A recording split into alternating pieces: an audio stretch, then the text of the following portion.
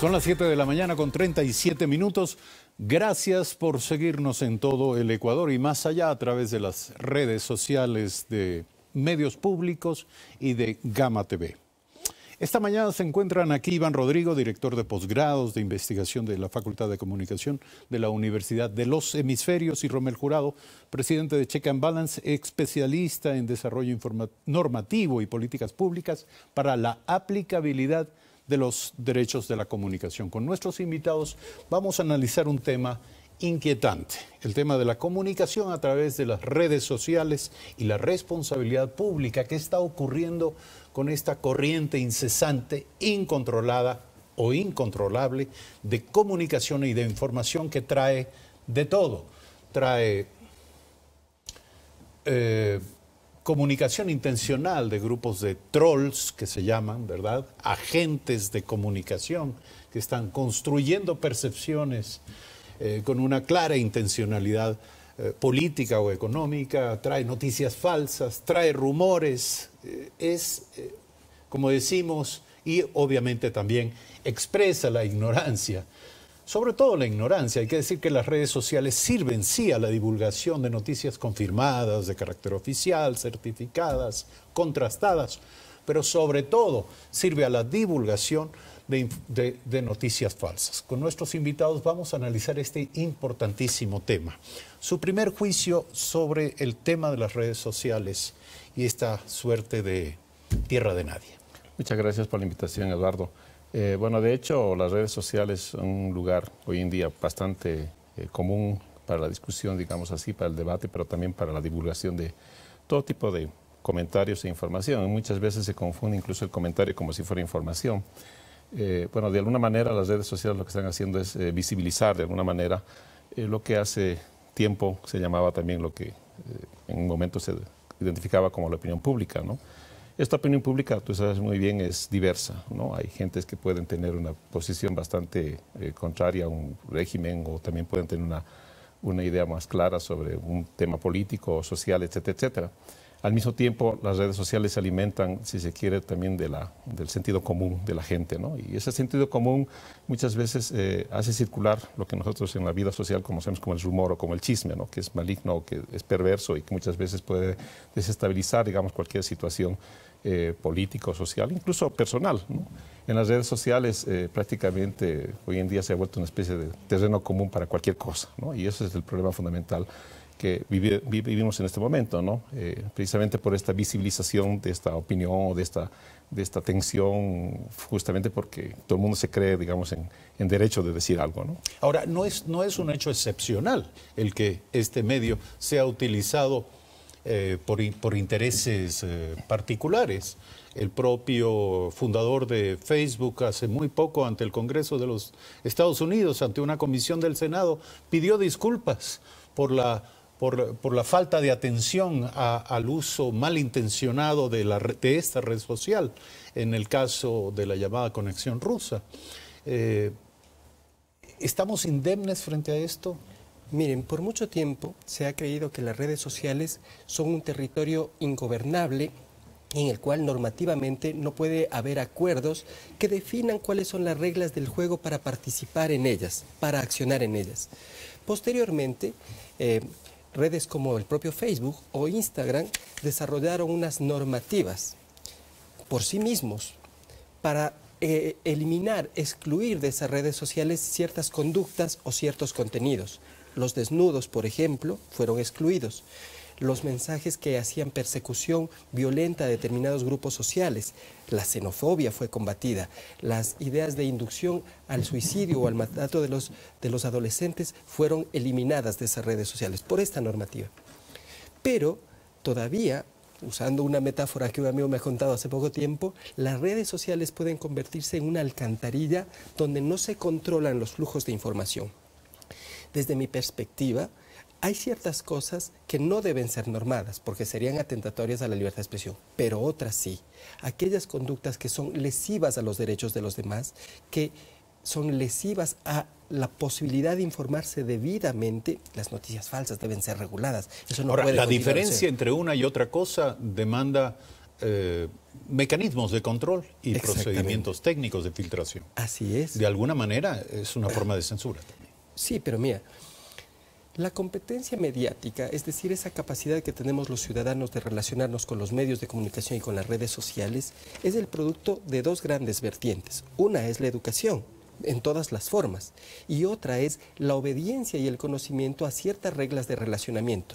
No olvidemos que las redes sociales, igual que cualquier otro ámbito de la sociedad, son un espacio de interacción que produce consecuencias en la vida real, y por lo tanto hay que ordenar razonablemente las consecuencias que son aceptables y aquellas que son abiertamente inaceptables, porque nos producen caos, porque alimentan la delincuencia, porque alimentan intereses ilegítimos. Y eso es un paso que los estados están considerando tomar. Hay que hacerlo con responsabilidad y los ciudadanos deben participar. Pero no podemos permitir que los flujos comunicacionales se vuelvan contrarios a los intereses más básicos y necesarios para la convivencia ciudadana. Vamos a discutir acerca de la manera de cómo lograrlo, al menos comenzar a reflexionar en esa dirección. Yo quiero compartir con ustedes un ejemplo de esto. Hace muy poco circuló en las redes sociales un supuesto comunicado del Ministerio de Defensa Nacional. Escuchen ustedes lo que decía. El Ministerio, en conjunto con el Gobierno soberano de la República del Ecuador, Fuerzas Armadas y Policía Nacional, hace conocer a la ciudadanía de la República del Ecuador para que de manera urgente e inmediata suspendan, escuchen bien, todo acto desmedido de compartición, además muy mal escrito, de fotos o comentarios en todas las redes sociales como WhatsApp, Facebook, Instagram, acerca de lo que está aconteciendo en estos días con respecto a los problemas del señor Guacho y todos los subversivos, a tal punto que están haciendo matanzas en cadena de todos los que compartan sus fotografías y memes. No obstante, el gobierno del Ecuador hará una requisa de todo teléfono o medio de transmisión de redes sociales que se compruebe haya compartido lo mencionado como medio preventivo de seguridad en nuestro territorio. Menos mal que está escrito con una evidente ignorancia del idioma, una redacción de primer grado, pero esto evidentemente es falso. Sin embargo, ha circulado con los logotipos oficiales del Ministerio de Defensa Nacional y la Coordinación General de Movilización. Para esto se están prestando las redes sociales. ¿Qué hacer al respecto, Iván Rodrigo? Bueno, la verdad es que cualquier persona hoy en día, cuando se tiene disponibilidad de los medios digitales, logos y lo que sea, pues es muy fácil hacer este tipo de engaños, ¿no? Y como estos también los rumores, fotografías montadas, digamos también memes y un montón de cosas que vemos en las redes sociales y que de alguna manera muestran de manera perversa cómo la gente aprovecha primeramente del conflicto, de la crisis que se vive en el país, un poco incluso vulnerando incluso el respeto a los ecuatorianos, a la ciudadanía.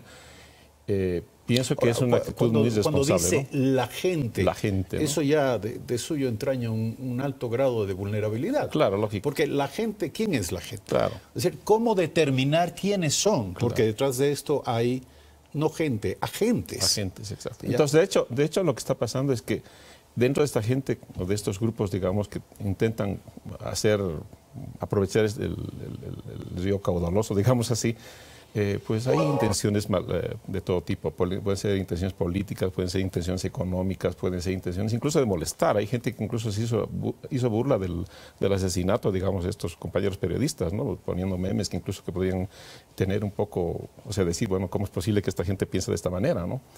¿Y cómo regular aquello? Pues prácticamente tenemos que tener en claro de que las redes sociales son, de hecho, redes privadas. Y, aquí Rommel indica de que las propias instituciones que están detrás de ellas han hecho, digamos, filtros para aquello, ¿no? El gobierno en su momento también, o los gobiernos en su momento también intentan, digamos, intervenir con ciertas demandas o ciertas, digamos, prohibiciones o censuras o reclamos, si se quiere así. Pero todos estos elementos no son suficientes como para el control. Yo creo que pasa también por una cuestión de responsabilidad de comenzar a trabajar esta dimensión educativa, formadora, crítica de la ciudadanía, ¿no? De no dejarse, digamos, simplemente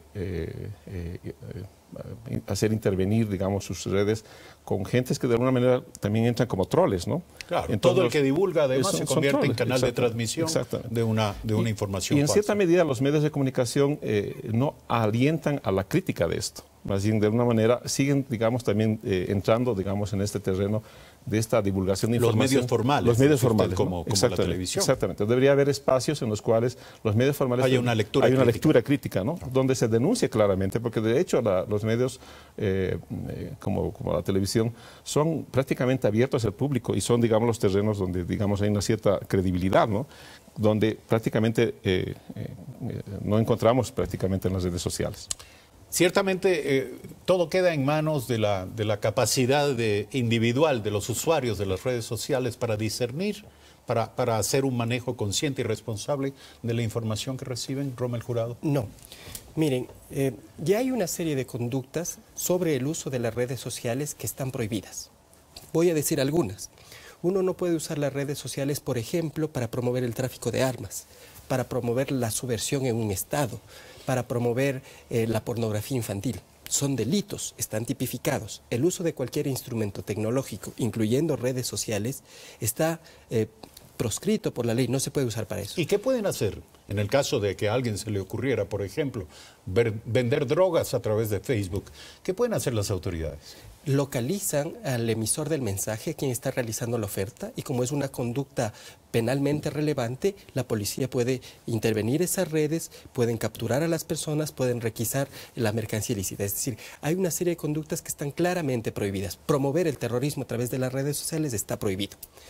El tema está en que hay una serie de informaciones que están circulando falsas, engañosas, inexactas, con unas intencionalidades ilegítimas que todavía no han sido consideradas delictivas. El debate que tiene la sociedad es saber dónde va a poner las líneas de permisibilidad, hasta dónde va a permitir que alguien diga una cosa falsa a través de redes sociales, cuáles son las consecuencias de esto falso difundido que en principio podría parecer inocente pero que puede traer graves consecuencias. Es un debate complejo. Una cosa que yo quería decir también es que las redes sociales no son un universo paralelo autorreferido, son el reflejo también de un sistema de comunicación más amplio. Hay una gestión de la comunicación social hecha por las autoridades públicas, por los medios de comunicación públicos, privados y comunitarios, que de alguna manera también se refleja en estas redes sociales. Si uno alimenta una cultura de responsabilidad en los medios de comunicación formales, esa cultura de responsabilidad tendrá un mayor reflejo en las redes sociales. Pero si uno no alimenta ese tipo de cultura, las redes sociales también expresan formas caóticas de informar. Nuevamente, Rommel Jurado, ¿hace falta institucionalidad para esto? Claro que sí. Mira, yo creo que Cordicón nos debe mucho. Cordicón fue una institución creada por la Ley de Comunicación para pensar la política pública de comunicación. Y pensar la política pública es cómo se gestiona este recurso estratégico para cumplir los más altos fines del Estado y para servir a la sociedad. Esas son las finalidades de esta institucionalidad y no nos ha dado propuestas en todo este tiempo que ha funcionado en esa dirección. ¿Y cuáles deberían ser, en su opinión? Mira, entre otras cosas, digo yo, hay que fortalecer los medios públicos y darles muchísima independencia. Hay que acordar ciertas cosas con los medios privados respecto de cosas tan sensibles como la contrastación y lo que ha dicho Iván Rodrigo, análisis crítico de la información que circula por redes sociales, para ir descartando en este medio abierto lo que es noticia falsa, lo que es engañoso, para ir creando competencia mediática desde una perspectiva pedagógica. Esto es decir, habría que actuar, habría que arrojar transparencia a través de los medios formales respecto de lo que ocurre en los medios, en las redes sociales. No, yo lo que digo es, la política pública implica pensar desde los medios públicos, desde los medios privados, desde los medios comunitarios, cuál es su función social para que la comunicación ayude a conseguir los fines más altos del Estado y una convivencia pacífica. Pensar esa responsabilidad común, más allá de los intereses legítimos económicos que tenga cualquier medio, es algo que se debe canalizar desde la institucionalidad que planifica la política pública. ¿Cómo convertir esto desde el punto de vista del ejercicio de los derechos al al criterio, del derecho al buen criterio, del derecho al ejercicio crítico de parte del usuario en una actividad sistemática de la ciudadanía? Yo creo que deberíamos, para comenzar, a ver, el terreno, digamos, de los medios de comunicación en los últimos años, si bien se ha consolidado en otro campo, quizá político, se ha dejado de lado, digamos, esta formación ciudadana, ¿no? O sea, se ha puesto en evidencia de que hay un criterio que debe ejercer la ciudadanía frente a las políticas públicas, frente a la realidad social y política, qué sé yo. Pero no se han dado los instrumentos en los mismos medios para que aquello funcione. Y pienso incluso, por ejemplo, en el tema de la interculturalidad. Hay una ley que estipula de que la interculturalidad debe ser, digamos, difundida a través de los medios de comunicación. Sin embargo, los medios de comunicación lo que hacen es básicamente tarjeta postal de aquello. Entonces, si tenemos este ejemplo, si tenemos el ejemplo de que prácticamente se banaliza, digamos, el diálogo intercultural, entonces obviamente la ciudadanía no tiene, digamos, las herramientas críticas como para hacer lo mismo también en los medios, en las redes sociales. Debería ser, en el mismo sentido, las redes sociales un lugar de discusión, de debate, que es lo que más, digamos, pero interesa. Lo que hay que saber es que las normas no aplican las redes sociales. El problema fundamental... Me refiero a normas de contenido. No, estamos de acuerdo. La ley puede decir cualquier cosa sobre la programación de los medios formales. Pero el tema fundamental es que, por ejemplo, los medios ahí sí tienen que intervenir con contenidos propios, ¿no? Los periodistas también, los comunicadores, estamos obligados de alguna manera, como formadores de conciencia, como formadores de criterio, a lograr de que la ciudadanía comience, digamos, a tener, digamos, elementos críticos, elementos, digamos, de análisis que permitan, digamos, un poco sopesar esta situación. Faltan, por ejemplo, también observatorios, ¿no? Se han hablado bastante de observatorios donde en la práctica se pueda denunciar esta situación de esta información falsa, ¿no? Hoy en día prácticamente incluso ya no se puede visibilizar prácticamente la información real de la información falsa. Prácticamente estamos en una especie de zona de frontera casi invisible, ¿no? Hay una situación muy porosa, digamos así, incluso en la opinión pública, donde no sabemos si exactamente el que está conversando en las redes sociales es una persona real o es una persona invisible, ¿no? Ya ni siquiera el sello institucional del supuesto emisor es una garantía de nada, a juzgar por el ejemplo que les exactamente. Y hay veces incluso que los periodistas caen en esta situación. Hay cuestiones que Rommel está señalando sobre el tema de las ciertas prohibiciones, ¿no? Por ejemplo, el tema del asesinato de los compañeros periodistas implicó de que de alguna manera circulen fotografías que no deberían estar circulando. Así es. ¿No es verdad? O videos que no deberían estar circulando. Pero eso implica básicamente de que en cierta medida la gente, por intentar, digamos, entre comillas, meter algo en el debate, lo que hace es básicamente vulnerar los derechos de las personas. Entonces, el gran problema fundamental es que nosotros no estamos entendiendo lo que significa el derecho de la otra persona. ¿Cuál es el límite que yo tengo, digamos, frente a la otra persona, frente al compañero, frente al ciudadano? ¿Y qué puedo hacer para que esa otra persona pueda, digamos, de alguna manera nuevamente salir? Ya lo dejamos en el ámbito del ejercicio de la conciencia individual. Exactamente. Pero eso, por ejemplo, implica también de que eso debería darse en las redes sociales, ¿no?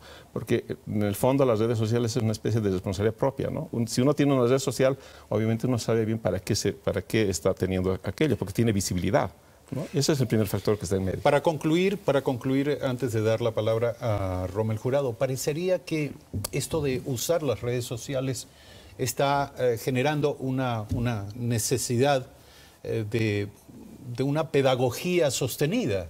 Es decir, de alguna manera debería haber, digo yo, una materia en la escuela, porque además los niños entran en contacto con las redes sociales, ¿no? Ya esto no es un tema de edades, no es que comienza en la educación media, en la adolescencia, no, de ninguna manera. Las redes sociales son un mundo abierto para todos. ¿No deberíamos comenzar a estudiar este fenómeno de una manera temprana para convertirnos en efecto en ciudadanos conscientes? Mira, en efecto, yo acabo de regresar de un posgrado fuera y hay una materia ya, se llama competencia mediática. Se desarrolla en diferentes niveles pedagógicos, desde la escuela hasta la universidad. Y hay cursos abiertos. ¿En dónde? En España. Y hay cursos abiertos también de competencia mediática para personas adultas que son dictados por las universidades. Básicamente se dice, esta es la sociedad de la información y el conocimiento, y la forma en que te relaciones con la tecnología y los canales de información y conocimiento va a determinar en buena medida tu calidad de vida y la calidad de convivencia que tenga la ciudadanía. Entonces, sí, ya en otros países esto se está siendo parte del currículo regular. Claro. Sí. Y una cosa final que yo quería decir respecto de este tema tan difícil de los compañeros periodistas asesinados. La prensa ecuatoriana dio ejemplo de cómo se debe tratar un tema tan delicado. Primero pidió contrastación, pidió rigor, pidió respeto por las víctimas, pidió respeto por las familias de las víctimas. Si esta forma de tratar un tema tan delicado se recrea, se reproduce en todos los demás temas delicados, eso va generando una cultura del tratamiento de lo importante con seriedad, con rigor, con respeto. Pero si solamente este caso es tratado así y todo lo demás no es tratado así, las redes sociales van a reflejar eso. La comunicación está profundamente interconectada y se influye recíprocamente todo el tiempo. Tenemos, digo, los comunicadores sobre todo, una gran responsabilidad respecto de qué clase de cultura mediática vamos a promover desde los medios convencionales. Eso se va a reflejar en las redes sociales. En efecto, y sobre este tema, sobre el haber compartido esas imágenes impublicables sobre nuestros colegas periodistas, quizá no haya ni que asistir a la escuela ni a la universidad para establecer una práctica individual en esa materia. Simplemente hay que ponerse en los zapatos de los afectados, de las víctimas. Imagínense ustedes que ese sea su caso, el ver en un teléfono móvil la fotografía de un familiar en esas condiciones. Es decir, no tiene nombre, aquello no tiene nombre. Quizá es simplemente un problema de condición humana. Gracias, señores, por aceptar la invitación a este programa. Iván Rodrigo, director de posgrados de Investigación de la Facultad de Comunicación de la Universidad de los Hemisferios, y Rommel Jurado, presidente de Check and Balance y especialista en desarrollo normativo y de políticas públicas para los derechos de la comunicación. 7 de la mañana, 59 minutos. Gracias, como siempre, por habernos seguido en el curso de esta semana de información y de ideas y de opinión. Les recomendamos, como siempre, la lectura de Diario El Telégrafo, que en esta jornada nos trae información sobre lo que ocurre en Mataje. La fuerza pública entra en Mataje en medio de desplazamientos, dice el titular. El ministro del Interior, César Navas, y el comandante general de la policía ingresaron ayer a esta parroquia, epicentro de la violencia fronteriza. Y en San Lorenzo se han albergado 143 familias que huyeron de la violencia porque temían, evidentemente, quedar atrapadas en el fuego cruzado. En las principales ciudades del país, además, se realizaron marchas para llamar a la paz y a la unidad nacional. Y finalmente, la Fiscalía indaga un caso de corrupción en el Cabildo. 2 concejales de Quito fueron detenidos, hay 6 detenidos en total, y hay una orden de aprehensión quizá permanente, que este día, en esta jornada, podría concluir con la instauración de un proceso permanente de investigación sobre estos casos. 8 de la mañana, gracias como siempre por su sintonía. El próximo lunes, desde las 6:55, estaremos aquí en Primera Impresión. Un buen fin de semana.